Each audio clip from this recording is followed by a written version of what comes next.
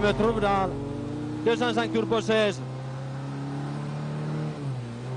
La voiture que j'ai couru dernière fois, peut-être il y a 15 ans. J'ai du mal à croire d'être ici dans la voiture. Parce que ça me rappelle beaucoup de choses. Je ne me suis pas marié dans son 205. Mais à part ça, au travers de 205, j'ai vu, je dirais, toutes les couleurs de la vie. Les échecs, les victoires, les moments de désespérance, les moments d'espoir. J'ai frôlé la mort en Argentine. À l'époque, quand 205 est sorti, il était un nouveau concept plutôt révolutionnaire. Personne n'avait osé essayer la moteur centrale avec 4 roues motrices. À l'époque, 205 a contribué à sauver l'usine de Peugeot, quand les choses allaient mal, quand le succès de 205 a motivé tout le monde, de femmes de ménage jusqu'à le président de Peugeot, tout orchestré très bien par Jean Todt.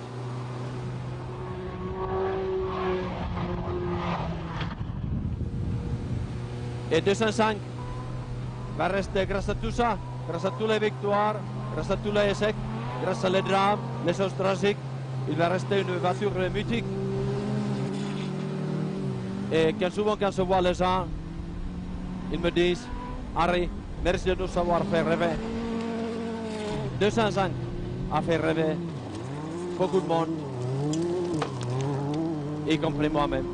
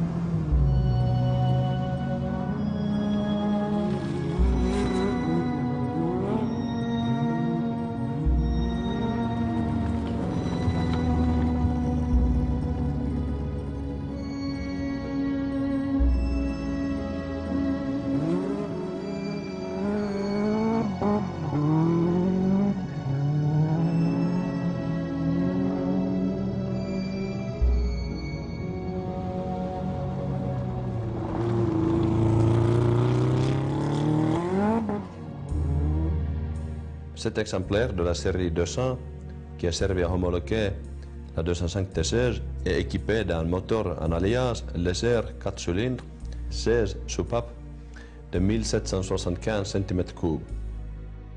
Ce moteur est suralimenté par un turbocompresseur qui développe 200 chevaux. Les 4 roues sont motrices en permanence. La boîte de vitesse est à 5 rapports avec lubrification par carter sec. Le pont arrière et le pont avant sont équipés d'un différentiel autobloquant. Les suspensions sont à roues indépendantes avec double triangle. Et les freins sont en commande hydraulique à double circuit. Le poids à vide est de 1145 kg et la vitesse maximale de 210 km/h ou un peu plus.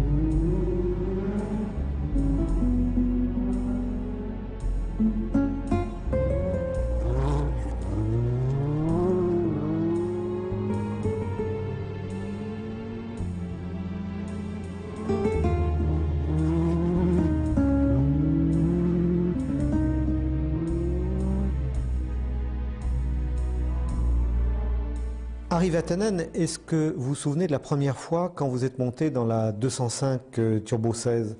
Non, j'étais très curieux parce que c'était le nouvel concept et on m'a averti, les Anglais surtout, oh, ça ne va pas marcher, c'est une voiture française et ils vont prendre seulement tous les pièces français, les mécaniciens français, les coureurs français, et oh, ça ne va pas marcher. Et alors c'était un peu curieux, mais moi j'étais convaincu, avoir vu Jean Todt comment il travaille, que ça va marcher. Tout au début, le moteur n'était pas très puissant et c'est vrai qu'il y avait certaines pièces de suspension qui n'étaient pas assez costauds et on les a cassées très souvent. Mais je n'étais pas déçu, non, pas du tout.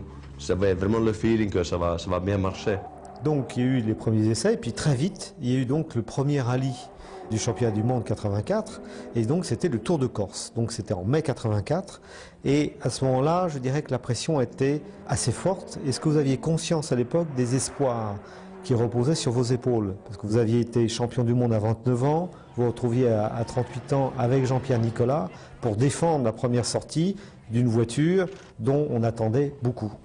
Oui, c'est vrai, mais peut-être c'était partiellement conscient de ça, parce qu'en tout cas, un coureur, quand il a une belle bagnole, tout ce qu'il pense, c'est son performance et il est content d'être dans une voiture compétitive et on ne pense pas s'il y a 10 000 personnes derrière qui attendent de toi quelque chose de spécial. Non, en tout cas, on se lance dans une aventure extraordinaire et se le sentir, se sentir qu'on est en train de faire quelque chose qui n'a jamais été réalisé. Alors il faut rappeler qu'à cette époque-là, dans ce Tour de Corse, on avait les Lancia Rally 037 avec Biazon, Bettega, Allen, Vudafieri, Andreuet, les Audi Quattro Sport de Roll, Blomqvist et Darniche, et en plus les Renault 5 Turbo de Ragnotti, Chatriot et Sabi. Donc il y avait quand même déjà une concurrence très importante, et ce qui rendait le challenge d'autant plus difficile. Oui, en plus, oui, surtout Lancia était très compétitif sur le goudron et notre voiture aurait été mieux peut-être tout au début sur la terre. Parce qu'à 4 roues motrices, il n'y a pas d'avantage en fait sur le goudron. Mais ça s'est bien quand même commencé parce que sur le deuxième spécial, voilà, je faisais le scratch déjà. Et alors ça me rend très confiant, évidemment, parce qu'il y a des doutes en tout au début. Mais un seul scratch, ça change tout. Après, psychologiquement, ça nous monte sur notre niveau complètement. Et ça s'est bien passé généralement, j'étais très content de la voiture, sauf les freins. Alors je me souviens de Guy Fregelin, qui était le vice-champion en 81, derrière moi. Alors lui, il a pris le départ dans sac spécial juste devant moi. Et chaque fois que je le rattrapais sur la spéciale, je n'avais plus de freins. Alors il m'a fallu ralentir et rester derrière lui quelques kilomètres, refroidir les freins et après, c'est pu le passer. Et ça se fait plusieurs fois comme ça. Et l'ambiance aussi est assez fantastique en Corse, beaucoup de spectateurs partout. C'est toujours sur une île, c'est comme ça. Proportionnellement, c'est un grand événement. Mais toutes les directions de Peugeot étaient venues aussi en Corse. Mais M. Boileau est là. Et alors, ça s'est bien passé jusqu'à le dernier matin. À Calvi, vous sortez de la route sous la pluie, tombez dans le ravin, je crois, et donc c'était rageant quand même de sortir comme ça, alors que vous aviez fait 7 en scratch. Mais la veille, nous avions perdu déjà 3 minutes en changeant le pneu sur le spécial. On a eu beaucoup de pluie toute la nuit, on a pris le départ à 4 h le matin et mes intercoms, dans le casque ne marchaient plus. Alors je n'ai pas entendu ce qu'il dit, mon coéquipier, et j'ai perdu mon confiance, toute mon confiance. Et j'ai vu les phares de Marc Ouellet derrière moi, il était encore loin, mais à cause de le relief, on a eu le sentiment qu'il était assez près. Et en fait, en pleine vitesse, quand je freinais, il y avait de l'eau et la voiture aquaplanait, et d'un coup, tournait complètement à travers, en pleine vitesse, tapait la montagne, et nous étions lancés à l'autre côté de la route, et il y a un ravin qui descend jusqu'à la mer. Jusqu'à la mer, mais heureusement on n'est pas allé si loin. Mais c'était très violent, très violent. La voiture s'arrêtait. J'ai demandé à mon coéquipier Terry, est-ce que tu es toujours vivant? On est sorti de la voiture, la voiture a pris de feu tout de suite. Et après, je me suis rendu compte que je n'avais plus le casque. Mon casque était sorti pendant le tonneau.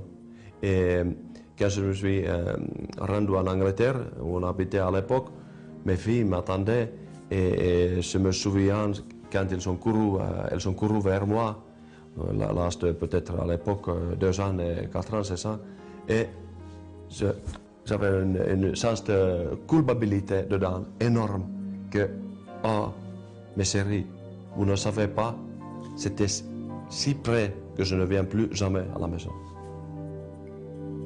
Et moi, avoir perdu mon père à l'âge de 8 ans, alors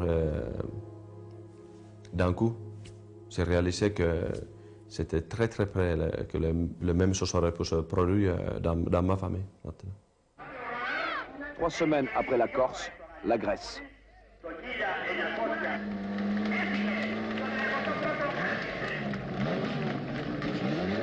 Au rallye de l'Acropole, ce furent les débuts officiels de la 205 T16 sur la Terre. Et dès la 2e journée, vous prenez avec autorité la tête du classement. Oui, tout au début, c'était encore mentalement handicapé par la Corse. Je n'étais pas assez confiant. Mais comme petit à petit, j'ai oublié complètement la Corse et commencé à faire le bon chrono. Et même, je crois vraiment, j'étais en tête. En tout cas, j'ai commencé à m'amuser sur la terre parce que c'est surtout la terre qui me plaît, qui m'a toujours plu. Moi, j'étais comme un petit garçon au volant parce que je pourrais conduire la voiture comme je courais avec escorte. J'étais toujours à travers les dérapages très larges, contre-braquage. C'était vraiment mon style. Et avec 205, je pourrais faire pareil, mais parce que c'était 4 roues motrices, c'était beaucoup plus efficace et toujours très contrôlable et avec en fait peu de mouvement au volant et la voiture était complètement au travers, mais très peu de dérapage en fait au contre-braquage. Et ça m'a plu beaucoup. Le seul inconvénient en Grèce, les roues sont très très cassantes encore et notre voiture n'était pas tout à fait assez costaud.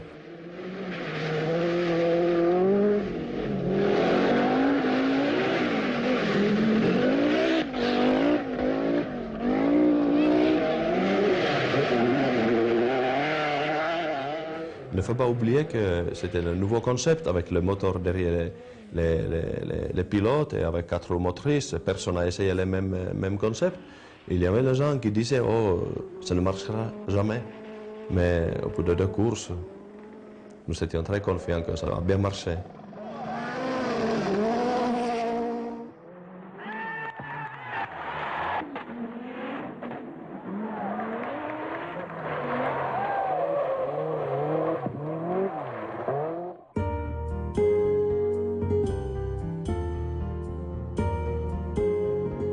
On a l'impression qu'avec les mécaniciens, vous formiez une grande famille.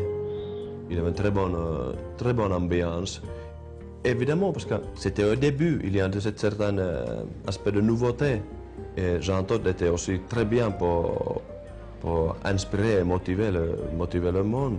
C'est-à-dire que tout au début, ils ont travaillé beaucoup. Les week-ends de mécanicien n'étaient pas payés. Et évidemment, ils ont travaillé des fois 20 heures par jour. C'était nécessaire. Mais aujourd'hui, les jeunes, ils demandent tout de suite où est mon prime, le hôtel n'est pas de niveau que je veux. Les jeunes mécaniciens aujourd'hui, c'est comme ça. À l'époque, non, d'abord, c'est le boulot, c'est notre responsabilité, et après, on verra. Et aujourd'hui aussi, il y a très peu de chefs qui amènent les croissants en dimanche aux mécaniciens, comme Jean-Todt a fait à l'époque. C'est-à-dire, ça a formé vraiment une famille exceptionnelle.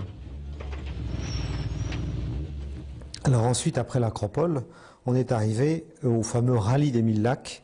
C'était au mois d'août. Alors là, vous étiez chez vous. Il faut rappeler qu'il s'agit d'une succession de bosses où les voitures décollent. Et d'ailleurs, c'est pour cela que l'on appelle les rallyman finlandais les Flying Finns. À 1000 lacs, c'est quand même le rallye où on roule sur la terre le plus vite. Des fois, on va 180 à l'heure, mais sur les bosses, c'est pas 150, 160 des fois. Et quand même, il faut que la voiture soit contrôlable et qu'après l'atterrissage, la voiture ne rebondit pas. Ça, elle avait peut-être une petite tendance à piquer du nez, non? Comme on Oui, dit. exactement. Et après, c'est difficile à contrôler. Oui.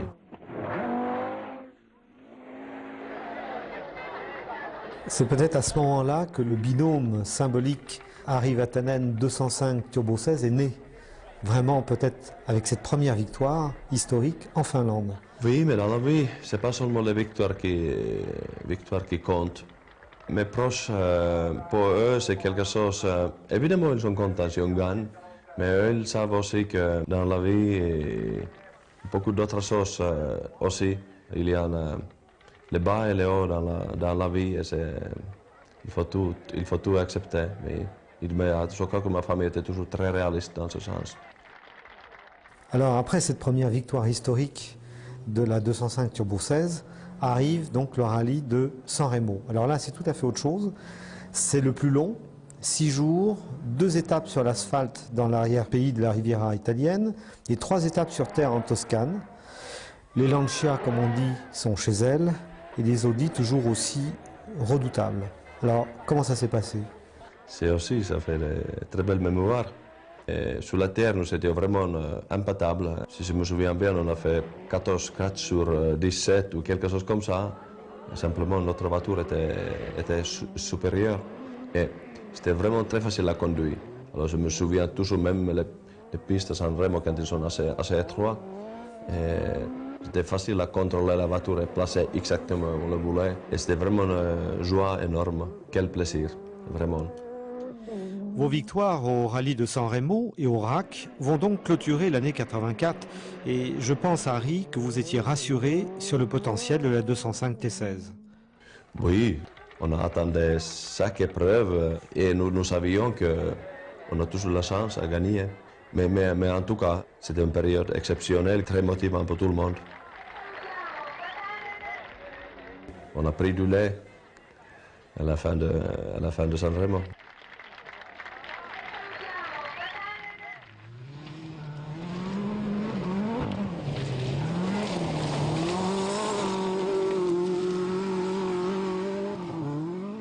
Harri, est-ce que vous pouvez nous présenter vos 2 grandes amies? Oui, ils sont vraiment les deux grands amis. C'est émouvant d'être entre les deux. Mais en tout cas, le premier amour, le vrai, c'est ici, c'est 205 Turbo GS, Evolution 1, qui était évidemment conçu pour la compétition, qui a vraiment, véritablement commencé la révolution à l'époque. Un autre concept qui n'était jamais vu. Le moteur était très puissant à l'époque, c'est-à-dire tout au début, il y avait peut-être 320, 330 chevaux et qui a monté petit à petit jusqu'à 350.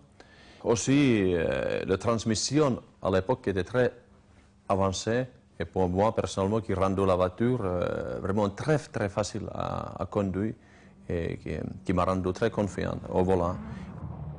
C'est le différentiel à glissement limité, fabriqué par les Anglais, les Ferguson. Il y avait une répartition entre le train avant et arrière, à peu près un tiers train avant et 2 tiers train arrière. Et en plus, pour la goudron, par exemple, on peut changer cette répartition. La voiture pesait dans la version de asphalte à peu près 950 kg et pour la terre, près de 2000 kg. Si on évalue la voiture dans l'ensemble, c'était vraiment un concept formidable.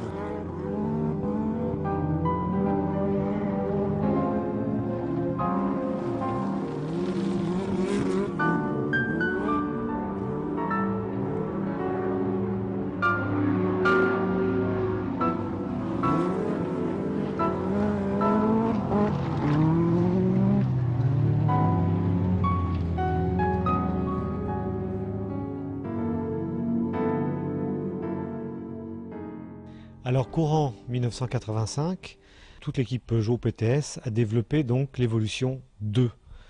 Alors est-ce que vous pouvez nous la présenter et nous dire quels furent les points d'amélioration qui ont été apportés à l'évolution 1?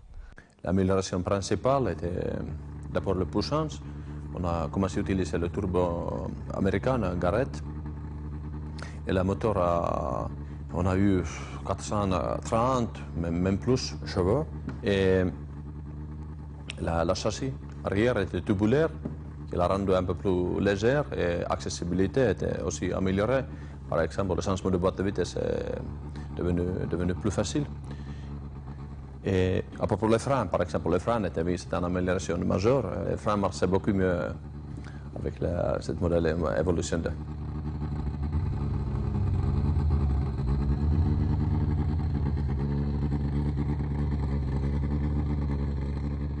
Mais le comportement de la voiture, ça a tenu la route, et était devenu un peu plus difficile à conduire, un peu plus délicat.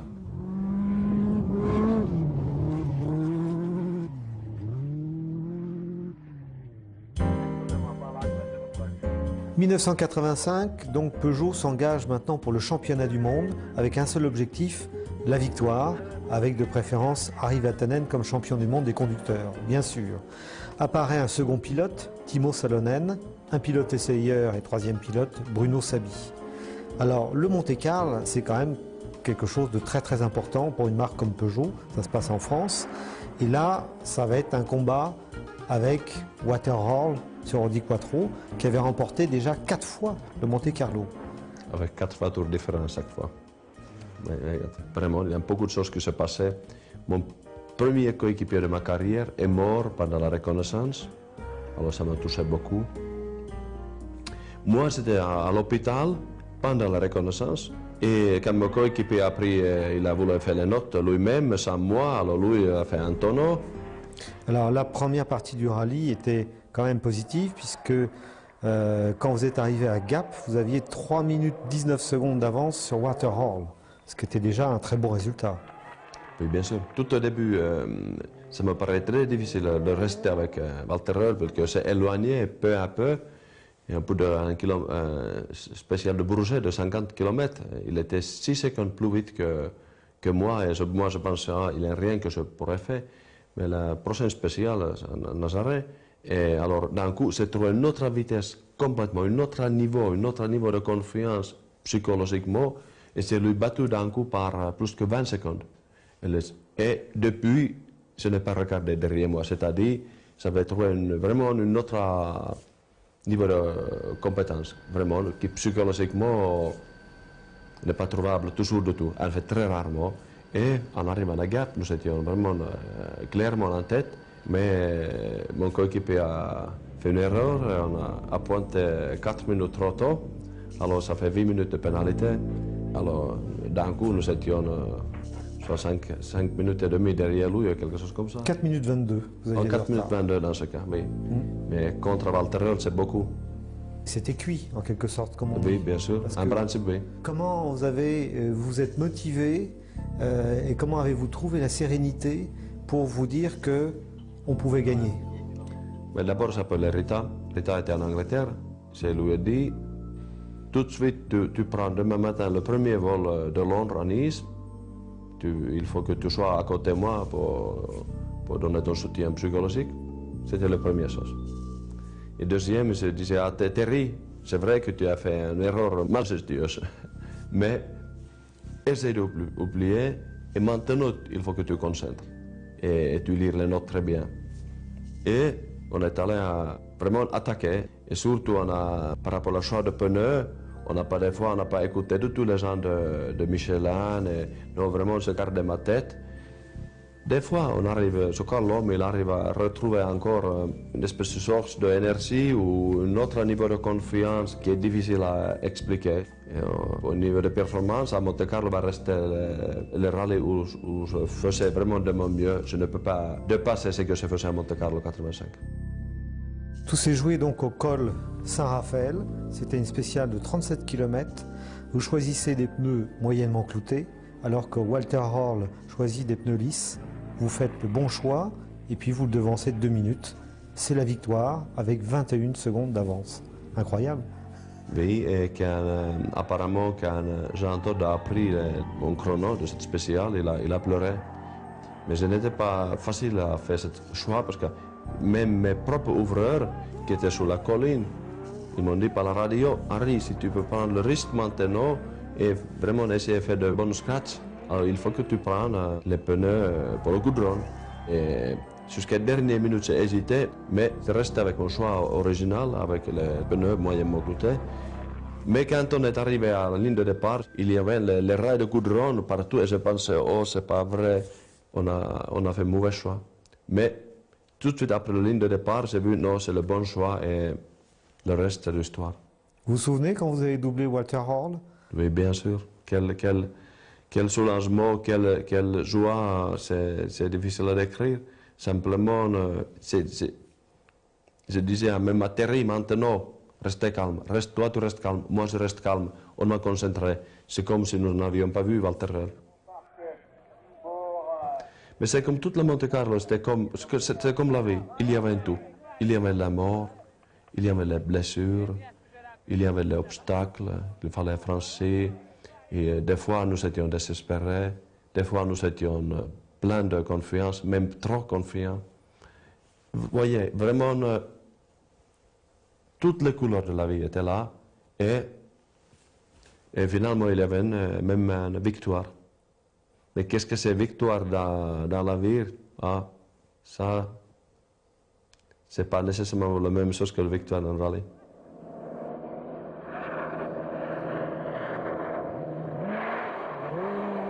Au rallye de Suède en février 85, vous avez de nouveau un bras de fer avec l'Audi Quattro de Blomqvist.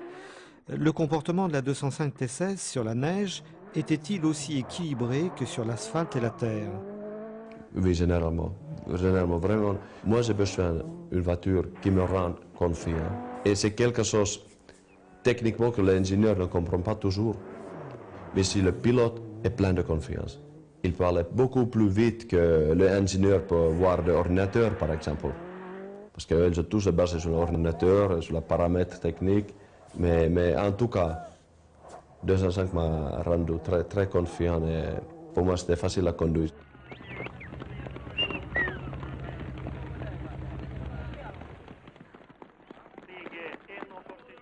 C'est là où je prends du lait maintenant, oui, pour la dernière fois dans la championnat du monde, mais jamais après. Et vous savez pourquoi les Finlandais sont plus costauds et plus grands que les Français? Ouais, parce qu'on boit plus de lait que vous. Oui. Alors, 5 victoires consécutives, vous étiez le grand favori pour le championnat du monde des conducteurs en 85, et puis on change de période. Rallye du Portugal. Le climat commence à changer pour vous, si on peut dire. La chance commence à tourner aussi. Ah oui, c'est vrai. D'abord, j'étais un peu gourmand et j'ai pris le pneu non renforcé, pour spécial. J'ai crevé et à cause de ça, quelques spéciales plus tard, on a cassé la rotule et abandonné la rallye. Alors moi, je cherchais toujours la vitesse et les performances. Au lieu de me contenter, il vaut mieux peut-être des fois ralentir et d'être sûr d'arriver. Oui, c'est moi.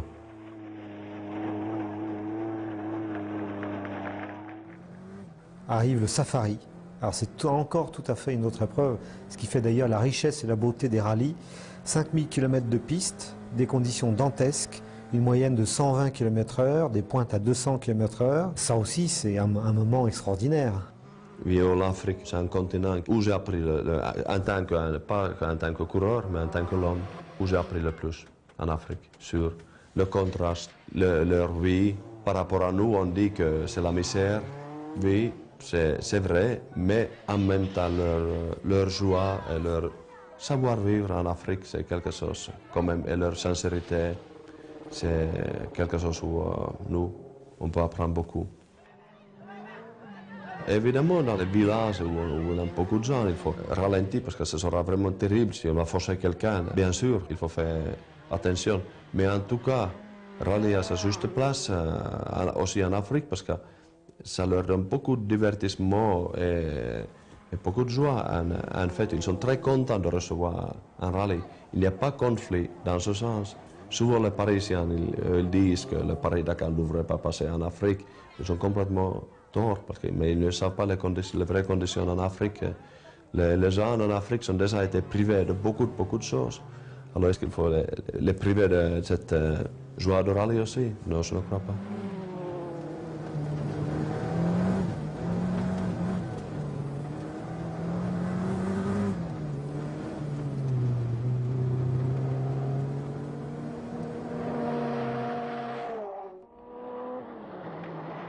Et là, nous arrivons à un nouveau Tour de Corse, celui de mai 85, 1122 km de spécial et de nouveau une sortie de route qui a été aussi, je pense, très difficile. Comme l'année précédente, ça aurait pu terminer mortellement, vraiment. Et moi, je crevais, je ne sais pas pourquoi. Pourtant, je savais qu'il y avait un pierre dans un virage. Et j'ai quand même coupé un peu trop et j'ai crevé les deux pneus de côté à droite. Alors on a perdu beaucoup de temps. Après, j'ai commencé à faire le scratch, après scratch, et à rattraper le temps perdu. Et évidemment, j'ai poussé un peu trop. Et c'est vrai que Terry a fait une erreur en lisant les notes aussi, en me lançant trop tard. Je porte la responsabilité toujours moi-même, mais maintenant, Terry porte une grande partie de la responsabilité aussi. Mais en tout cas, bref, on est sorti dans le ravin, on tombait dans le ravin de nouveau et on aurait pu vraiment mal terminer.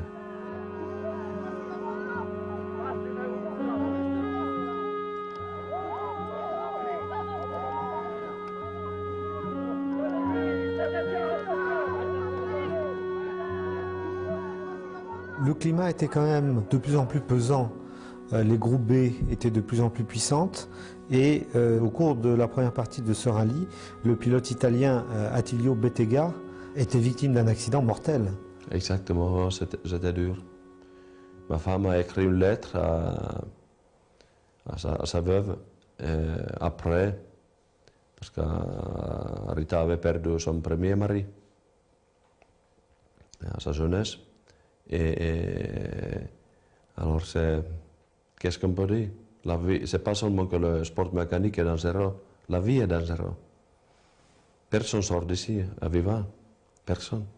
Il fallait accepter aussi. Mais quand ça arrive à tes copains, dans un sport où tu es passionné, tu es passionné par ça et tu aimes le sport. Et alors, ça donne beaucoup, le sport nous donne beaucoup, mais ça nous prend aussi beaucoup. Mais je suis toujours vraiment touché par quand quelque chose de tragique arrive, parce que c'est le moment que l'homme doit quand même analyser sa vie un peu et pourquoi nous sommes là, d'où nous venons, où nous sommes allés. Est-ce qu'à ce moment-là, le sport automobile paraît pas dérisoire? Exactement, c'est sûr. Tout paraît dérisoire. Tout paraît par rapport à la mort, tout est dérisoire, complètement. Tu peux avoir 100 millions sur ton compte, mais ça ne veut rien dire, ça ne veut absolument rien dire. Devant la mort, on est tous très égaux.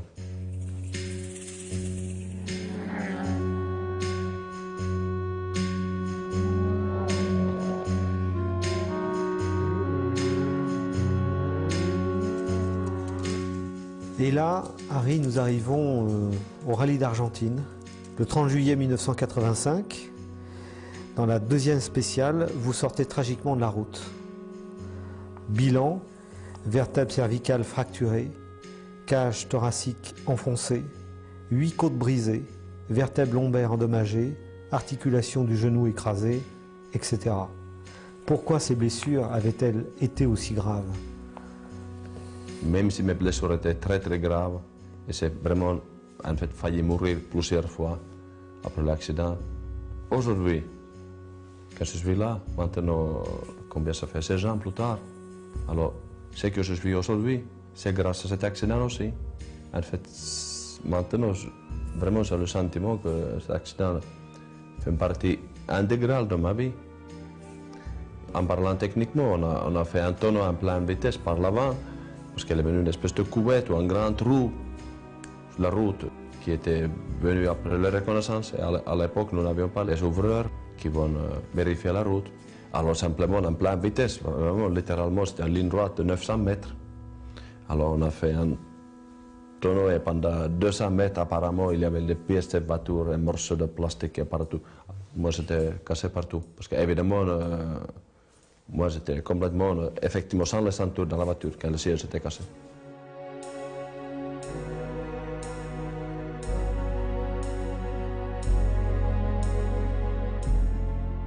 Alors là, vous avez commencé une véritable descente aux enfers. Oh, pas seulement moi, mais mes proches sur Turita, évidemment, aussi. Mais vraiment, c'était d'une catastrophe à l'autre. Et des fois, avec très peu d'espoir. Et qui a duré en tout plus qu'un an. Les soutiens de ses proches n'aident pas beaucoup.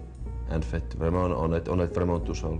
On est tout seul dans un ravin, vraiment dans un trou noir où il y a très peu de fois pas du tout lumière. C'est passé les périodes psychologiquement incroyables, effrayantes. J'étais complètement devenu paranoïde après que mes blessures physiques étaient cicatrisées. Mais finalement, c'est dur à expliquer, mais l'année après, c'est-à-dire 86, l'heure de Millac, je me suis réveillé en pensant, oh, toutes mes pensées absurdes, ah c'est pas vrai. Je ne suis pas en train de mourir maintenant, ah, quelle joie, vous ne pouvez pas imaginer. C'est comme quelqu'un qui a été condamné à mort et va être exécuté. Et 5 minutes avant, le téléphone sonne encore, non, le président a vous gracié. C'était similaire, absolument similaire.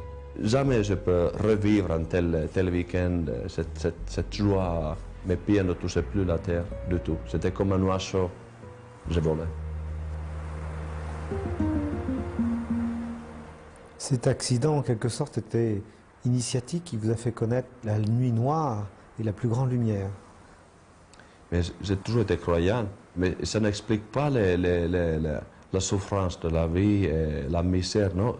Souvent les gens demandent pourquoi Dieu permet telle ou telle chose. Non, il y a beaucoup de choses dans la vie qu'on ne peut pas expliquer. Mais après mon accident, j'ai encore été plus reconnaissant du fait que jusqu'à quel point la vie est un cadeau et jusqu'à quel point c'est fragile. Mais parce que c'est vraiment tellement fragile, c'est justement pour ça que c'est si fantastique. Que le bonheur est là, maintenant, aujourd'hui. Et je peux remercier Dieu pour ce cadeau de vie qui est là et pour moi qui va continuer éternellement.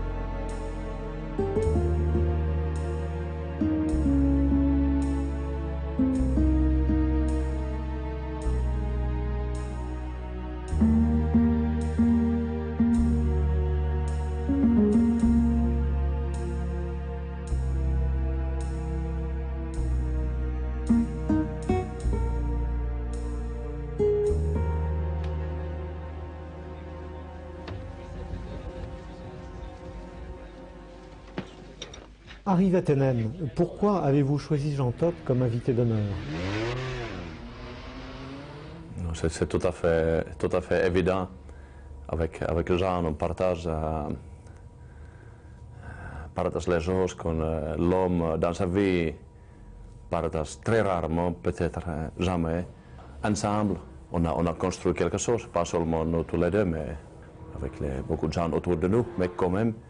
C'est Jean qui a tout commencé. C'est Jean qui m'a invité à un restaurant quand j'étais sur la route pour faire la reconnaissance en Grèce, pour dîner avec lui. Et il me demande est-ce que tu vas courir 205. Alors, au moins que je puisse faire, que je lui invite ici. Quel effet ça vous fait de revoir ces images, Jean-Todt? Ouais, c'est toujours agréable de voir des images qui rappellent des grands moments, des grandes périodes de sa vie. J'ai l'avantage de ne pas être nostalgique dans la mesure où ma vie est toujours extrêmement riche en émotions. Donc je regarde ça comme une image qui a été importante pour moi, mais je pense que la nostalgie, elle arrivera dans quelques années, mais pas encore. Mais c'est quand même, Jean, tu as quand même, après ta vie tant que copilote, tu as quand même ta vie actuelle était quand même bâtie sur tout ce que tu as fait avec 205. Et après, avec 205, tu as vraiment marqué vraiment, en tant que team manager. Oui, non, ça a été ma première vraie expérience professionnelle, puisque, comme le dit Harry, j'étais coéquipier de rallye pendant 15 ans, entre 66 et 81, avec un objectif qui s'était dessiné très clairement au fil des années, qui était de devenir le patron d'une structure compétition chez un grand constructeur. Ce qui avait de fantastique avec le projet Peugeot, c'est qu'on est parti d'une feuille blanche, sans équipe, qu'il a fallu tout mettre en place, et que ça a été quelque chose d'extraordinaire, et que j'ai rassemblé autour de moi une équipe de rêve. Et surtout, ce qui a été extraordinaire, c'est ce lancement simultané de la 205 avec la 205 Turbo 16. C'est la première fois qu'un constructeur automobile lançait un produit de compétition et une voiture de grande série. Et les deux ont eu un succès extraordinaire, historique, qui ont sauvé d'ailleurs le groupe probablement. Alors je voudrais revenir à une chose quand même assez importante dans la carrière d'Harry, parce qu'à la suite de ces 5 victoires successives, il est certain que le championnat du monde de 1985 était promis à Harry Vatanen, et puis est arrivé ce rallye d'Argentine. Comment vous avez vécu ça, Jean-Todt, quand vous avez appris cette nouvelle? Quand on apprend une nouvelle bouleversante comme celle de l'accident d'Harry, finalement, plus rien n'a de l'importance. La seule chose qui était devenue importante, c'était de savoir exactement ce qu'il allait en être pour lui, et puis d'aller le retrouver. Et je me souviens avoir fait des pieds et des mains pour pouvoir trouver un hélicoptère, et puis aller à sa rencontre, et puis ensuite le transfert à l'hôpital de Cordoba, je crois. Et puis finalement, ces minutes terribles où il luttait réellement entre la vie et la mort. Et puis ensuite, son rapatriement en Finlande via Paris, la manière dont je l'ai protégé pour que personne ne le prenne en photo, pour qu'il monte dans l'avion sanitaire qui le rapatrie à Paris. Enfin, ça a été quelque chose de terrible. Mais je crois que c'est ce qui crée des liens plus forts entre les êtres. Et lorsque tout va bien, c'est facile d'avoir des amis, c'est facile, je dirais, de vivre dans un monde superficiel. Alors que là, eh bien, après le succès, eh bien, il y a eu une épreuve extrêmement difficile à affronter, où on a réellement bâti quelque chose qui aujourd'hui reste intact 15 ans plus tard. Donc je crois qu'on en est récompensé. Alors Jean-Todt, justement, vous êtes un petit peu... Je vous compare au maréchal Leclerc, c'est-à-dire que vous avez toujours été près de vos hommes, et effectivement ce qu'on sait moins au niveau du grand public, c'est que vous les avez toujours accompagnés en cas de coup dur. Harry vient de témoigner, mais ça a été également vrai pour Meta, par exemple, ça a été vrai aussi pour un mécanicien, Jacques Delmas. En fait, vous étiez à la fois patron, mais vous étiez aussi un père et un frère. Non, enfin, je ne sais pas si, sans parler de... C'est une image, j'entends bien, mais je crois que c'est important d'être près des gens qui sont avec soi. Donc ça me paraît quelque chose de tout à fait naturel. C'est dans l'adversité que l'on peut juger vraiment des valeurs. Et à chaque fois qu'il y a quelque chose qui ne va pas, eh bien, mon rôle, tel que je l'entends, c'est d'être là pour faire face aux problèmes et faire en sorte d'y remédier de la meilleure manière possible. Est-ce que pendant la convalescence d'Harry Vatanen, vous y aviez cru qu'il pouvait réellement repiloter? Non, non. Dans un premier temps, c'est les choses évoluent au fil des jours, des semaines, des mois. Et au début, il y avait des problèmes qui étaient bien plus important que de savoir si un jour il pourrait piloter ou ne pas repiloter. Et puis finalement un jour, eh bien, on a décidé, alors que je venais pour le rallye des 1000 lacs en Finlande, j'avais dîné avec lui dans un très joli restaurant d'ailleurs à Helsinki, et je lui avais dit qu'il fallait absolument qu'il puisse remonter dans une voiture pour essayer la voiture. Et puis il est remonté dans la voiture, et puis il allait là très doucement. Et puis petit à petit, eh bien, alors qu'il était complètement déprimé, le fait de monter dans la voiture lui a redonné goût à la vie. Et puis c'est là qu'on a décidé qu'on allait tenter l'expérience du Paris-Dakar en 86. Et on est allé faire des essais dans la région d'Agadez, où là, eh bien, il a montré qu'il était revenu au plus haut niveau. Oui, je le montrais en sautant 67 mètres, alors tout le monde a tiré la conclusion, soit il est complètement... Il est toujours aussi fou qu'avant. Oui, soit il est maintenant complètement malade, ou il a complètement... il a repris le volant.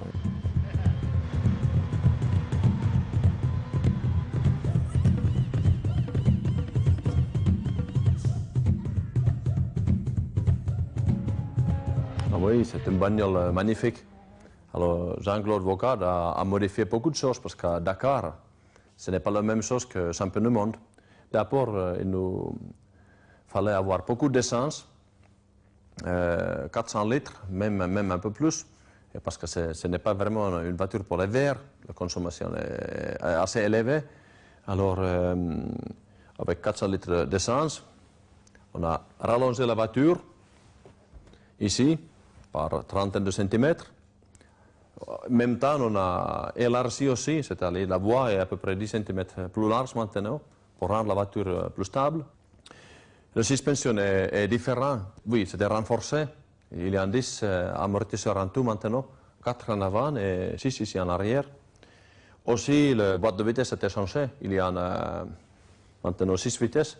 Et la vitesse de pointe a effectivement augmenté jusqu'à... Oui, théoriquement jusqu'à 230, mais effectivement c'était à peu près 200. Et parce que le sable, c'est mou quand même.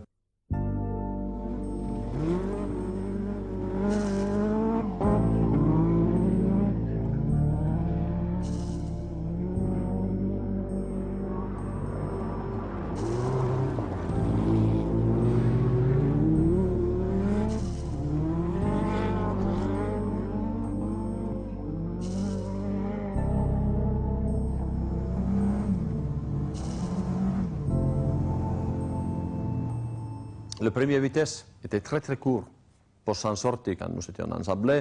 Et aussi, nous avions des plaques ici qui étaient vraiment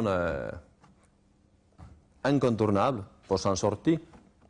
Et il y a un petit détail vraiment très important. Les plaques étaient attachées par un fil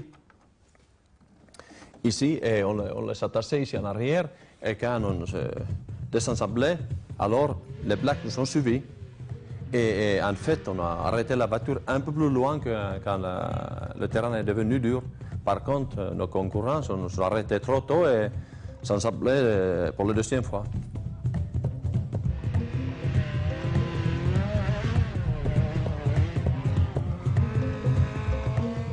Alors on revient, messieurs, sur ce Paris-Dakar, donc 87. Ah, c'était un double pari, parce que d'une part, la 205 n'était pas vraiment conçue pour cette épreuve, elle a été transformée. Et d'autre part, vous aviez fait appel à une équipe qui n'était pas spécialiste de rallye raid. Oui, c'est un nouveau défi, mais on n'avait pas le choix. Dans la mesure où on venait de sortir d'une période extrêmement brillante de rallye, avec 2 titres champion du monde des pilotes, 2 titres de champion du monde des constructeurs en 84 et 85.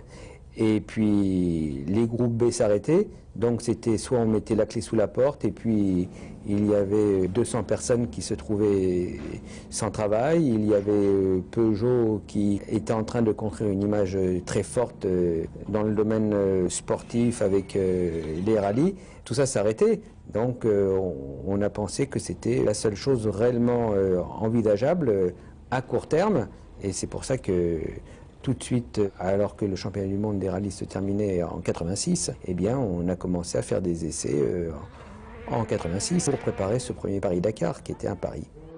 Alors votre venue n'est pas passée inaperçue parce qu'à l'époque, la presse vous a beaucoup reproché de mettre beaucoup de moyens en œuvre pour gagner ce Paris-Dakar.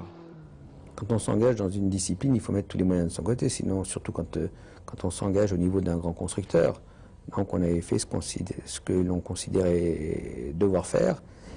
Il s'est avéré que les gens qui étaient les spécialistes du Paris-Dakar ont vu notre arrivée de la mauvaise œil, mais ça me paraît normal. Cela étant, ils nous ont vu arriver un peu avec le sourire, se disant que de toutes les manières, ce qu'on avait fait dans les rallyes, ça avait tellement peu de points communs par rapport à ce type de discipline qu'on ne pourrait pas s'en sortir et qu'on ferait belle figure pendant quelques centaines de kilomètres. Et puis, au fil des jours, ils se sont rendus compte qu'on était venus avec des objectifs bien précis, avec une préparation bien faite, mais finalement, le fait qu'on ait été vu en étant trop professionnel, je crois qu'il vaut mieux faire envie que pitié. Hein. Oui, en tout cas jusqu'à 87, Paris-Dakar était dominé plus ou moins par les amateurs. Alors notre arrivée a monté vraiment un professionnalisme à un autre niveau, complètement. Et en plus, c'était bien apprécié par les téléspectateurs, et par la foule, partout. Le spectacle est vraiment né, le vrai spectacle avec nous, et c'était quand même bien apprécié par Monsieur Tout-le-Monde. Et ça a été la première victoire d'Harry au Dakar, et je crois qu'en fait, c'était difficile d'avoir une grande notoriété en tant que pilote dans les rallyes du championnat du monde, qui restait tout le temps un petit peu confidentiel. Et sa notoriété, particulièrement en France, il l'a acquise grâce au Paris-Dakar, qui à l'époque était l'événement automobile de l'année, en tout cas parmi les épreuves routières. Ça faisait beaucoup d'ombre à l'époque également au rallye de Monte-Carlo. Et là, c'est devenu un petit peu la coqueluche des Français qui, au mois de janvier, se passionnaient exclusivement pour cette épreuve.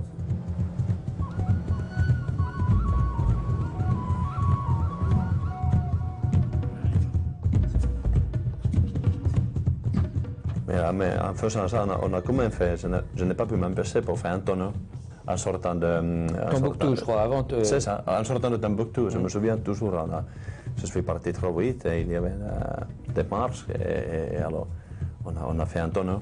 Après s'être perdus aussi, ils sont perdus souvent. Et il n'y avait pas que l'aspect mécanique, il n'y avait pas qu'une voiture, il n'y avait pas qu'une équipe. Il y a eu tellement d'aléas, ce qui fait d'ailleurs à l'époque, ce qui faisait encore beaucoup plus l'intérêt du Paris-Dakar que maintenant, où il y a des moyens extrêmement sophistiqués de navigation. Mais à l'époque, c'était très artisanal. Oui, à un moment donné, je n'ai pas pris assez de roues de sécurité. Et je ne sais pas, crevé 2 ou 3 fois et je n'avais plus de pneus. Et je n'étais pas sur la route principale, tout à fait. Alors, on a pensé que ça y est, c'est fini, on est foutu. Mais heureusement, Andrew Cowan, l'Écossais, il est quand même passé par sa même piste. Alors, je lui ai demandé, j'étais sur mes genoux, en disant, s'il te plaît, tu vas très vite maintenant, tu vas rattraper Seka Mehta et tu lui obliges à faire un demi-tour et pour me ramener un pneu. Et ce qu'il a fait, quel gentleman. Et c'est grâce à ce geste, on a gagné Dakar finalement aussi. Alors, Météo lui a envoyé, je crois, un très bon van. Rothschild, il a bien mérité, M. Cowan.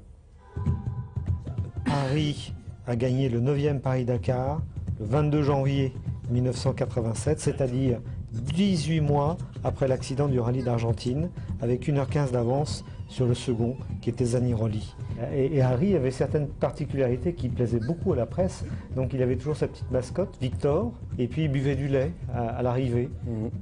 Son charme, c'est j'aime beaucoup les gens qui ont une personnalité plus forte que les autres. Donc c'est un des charmes d'Harry de ne pas faire ce que tout le monde faisait. Ultime question pour vous, Jean Todt, vous avez passé donc plus de 20 années de votre vie dans le monde du rallye. Est-ce que vous conservez toujours un intérêt pour le rallye? Bien sûr, il ne se passe pas un rallye du championnat du monde sans que je m'informe tous les jours, parfois plusieurs fois par jour. Donc maintenant, il y a quand même des moyens de communication extrêmement précis et sophistiqués qui permettent de suivre les rallyes épreuve par épreuve. Donc ça m'intéresse toujours beaucoup. Oui, que si vous êtes à côté de Jean-Claude Lefebvre, qui est comme toujours, il est dans chaque parc assistance au championnat du monde, comme à l'époque, comme maintenant. Alors, je suis à côté de lui et chaque fois, attends, Jean, Harry, il y a un petit Jean qui m'appelle maintenant, il veut savoir où on en est. Alors, mais c'est vrai, quand on est une fois rallyman, on est toujours rallyman.